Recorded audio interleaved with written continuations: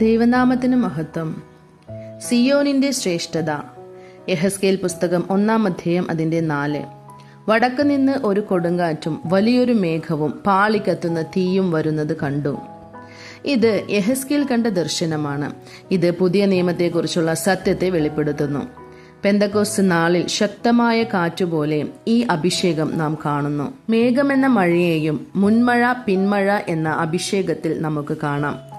അഗ്നിതുല്യമായ നാവുകൾ അവരുടെ മേൽ വന്നിരുന്നു എന്ന് എഴുതപ്പെട്ടിരിക്കുന്നു. അതുകൊണ്ട് പരിശുദ്ധാത്മാവിന്റെ അഭിഷേകം കാറ്റ് എന്ന അനുഭവത്തിലും മേഘം എന്ന അനുഭവത്തിലും മഴ എന്ന അനുഭവത്തിലും പ്രത്യക്ഷപ്പെടുന്നു. ഇതിനെ യെഹെസ്കേൽ വടക്ക് നിന്ന്, അതായത് വടക്ക് ദിശയിലുള്ള സിയോൻ എന്ന് നമുക്ക് കാണിച്ചു തരുന്നു. വടക്ക് ദിശയിലുള്ള സിയോനിൽ നിന്നാണ് ഈ അഭിഷേകം നമുക്ക് വരുന്നത്. കർത്താവ് സിയോനിൽ നിന്ന് നിന്നെ അനുഗ്രഹിക്കുന്നു എന്ന് എഴുതപ്പെട്ടിരിക്കുന്നു. സങ്കീർത്തനം 128:5. സിയോൻ എന്നത് മഹാരാജാവിന്റെ നഗരമാണ്. എഴുതിയിരിക്കുന്നത് പോലെ മഹാരാജാവായ ദാവീദ് സിയോൻ കോട്ട പിടിച്ചടക്കി എന്ന് 2 ശമൂവേൽ 5:7 എഴുതിയിട്ടുണ്ട്. യഹോവ സിയോനെ തിരഞ്ഞെടുക്കുകയും അതിനെ തന്റെ വാസസ്ഥലമായി ഇച്ഛിക്കുകയും ചെയ്തു.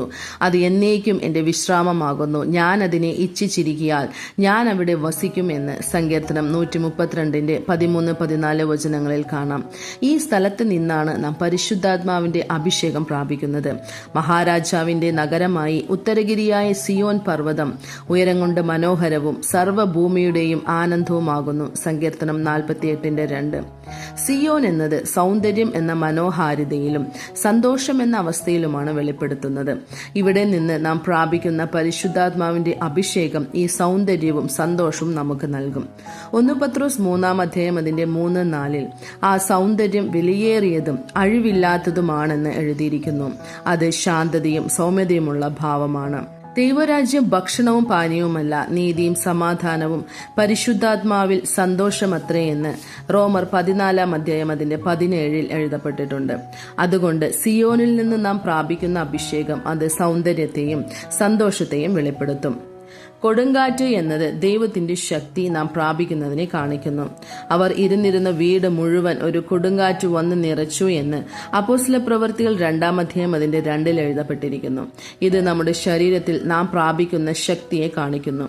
ഈ നിക്ഷേപം ഞങ്ങൾക്ക് മൺപാത്രങ്ങളിലാകുന്നു ഉള്ളത് എന്ന് 2 കൊരിന്ത്യർ 4:7 കാണാം. ഞങ്ങൾ സകല വിധത്തിലും കഷ്ടം സഹിക്കുന്നവരെങ്കിലും നിരാശപ്പെടുന്നില്ല, വീണു കിടക്കുന്നവരെങ്കിലും നശിച്ചു പോകുന്നില്ല. 2 കൊരിന്ത്യർ 4-ാം അധ്യായം അതിന്റെ 8-9 വചനങ്ങൾ. ഈ പുനരുത്ഥാനത്തിന്റെ ശക്തി എല്ലാറ്റിനെയും ചെയ്യിക്കും. അടുത്തതായി മേഘമാകുന്ന മഴ. യാക്കോബ് 5:7 മുൻമഴ പിന്മഴ എന്ന് എഴുതപ്പെട്ടിട്ടുണ്ട്. ആവർത്തന പുസ്തകം 32-ാം അധ്യായം അതിന്റെ 1-2 വചനങ്ങളിൽ മഴ പോലെ എന്റെ ഉപദേശം എന്ന് എഴുതപ്പെട്ടിട്ടുണ്ട്. ഉപദേശം മഴ പോലെ നമ്മിൽ വന്ന് പൊഴിയും. അവർ അപ്പോസ്തലന്മാരുടെ ഉപദേശം കേട്ടും കൂട്ടായ്മ ആചരിച്ചും അപ്പം നുറുക്കിയും പ്രാർത്ഥന കഴിച്ചും പോന്നു എന്ന് അപ്പോസ്തല പ്രവൃത്തി 2-ാം അധ്യായം അതിന്റെ 42 എഴുതപ്പെട്ടിട്ടുണ്ട്. അപ്പോസ്തല ഉപദേശം മഴ പോലെ നമ്മിൽ പൊഴിഞ്ഞുകൊണ്ടിരിക്കുന്നു. അപ്പോസ്തല പ്രവൃത്തി 4-ാം അധ്യായം അതിന്റെ 31 മുതൽ 33 വരെയുള്ള വചനങ്ങളിൽ അവർ ഒത്തുകൂടിയിരുന്ന സ്ഥലം കുലുങ്ങി എന്നും എല്ലാവരും പരിശുദ്ധാത്മാവ് നിറഞ്ഞവരായി ദൈവവചനം ധൈര്യത്തോടെ പ്രസ്താവിച്ചു എന്നും എഴുതപ്പെട്ടിട്ടുണ്ട്.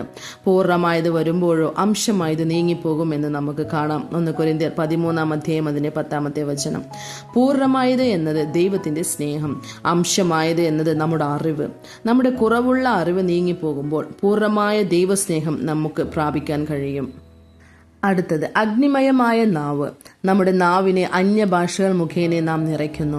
അവർ സംസാരിച്ച അന്യഭാഷകൾ ലോകമെമ്പാടും നിന്ന് വന്ന യഹൂദന്മാർ തങ്ങളുടെ സ്വന്തം മാതൃഭാഷകളിൽ സംസാരിക്കുന്നത് കേട്ടതുകൊണ്ട് അത് യഹൂദന്മാർക്ക് അത്ഭുതവും ഞെട്ടലുമുണ്ടാക്കി. അവർ അന്യഭാഷകളിൽ സംസാരിച്ച് ദൈവനാമത്തെ മഹത്വപ്പെടുത്തി. അത് യഹൂദന്മാരെല്ലാവരും അവരവരുടെ ജന്മഭാഷകളിൽ കേട്ടു.